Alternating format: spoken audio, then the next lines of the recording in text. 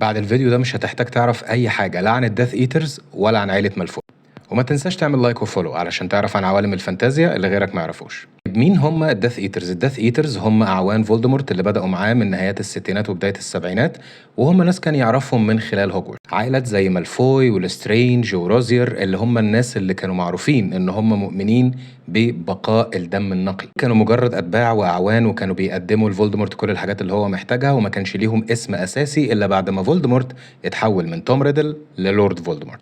لكن العنصر الأبرز فيهم هو العنصر المنتمي لعائلة مالفوي. تعالوا نتكلم عنهم شوية. عائلة مالفوي يقال إن هم ليهم أصول فرنسية، خاصة إن بداية وجودهم في إنجلترا أو في بريطانيا بشكل عام كانت حوالين سنة 1066 ساعة الفتح النورماندي للأراضي الإنجليزية، وعلشان كده لو دققت في اسمهم هتلاقيه قريب جدا من الكلمة الفرنسية اللي هي مالفوا or bad faith، ودي كلمة توحي بعدم الأمان والمكر واللؤم. أول واحد فيهم ذكر في التاريخ هو أرماند مالفوي اللي هو الجد الأكبر لعيلة مالفوي اللي احنا عارفينها دلوقتي، وده اللي كان موجود أوقات الفتوحات دي، ولقى طريقة إن هو يجيب لنفسه ولعيلته الغنى والفلوس بطريقة مبتكرة. كان بيروح للفرسان وبيروح للأمراء وللملوك ويعرض عليهم خدماته في مقابل فلوس وأراضي. إضافة لاهتمامهم الأساسي بعالم الأموال والسلطة والكلام ده، هم كانوا مميزين بأنهم بيبعدوا تمام البعد عن أي حاجة فيها خلافات أو أي شيء له علاقة بأن هم ياخدوا جانب، لأنهم عاشوا مع الملوك فاعتبروا نفسهم ملوك، فبالتالي كانوا من أوائل المؤمنين بنقاء الدم السحري.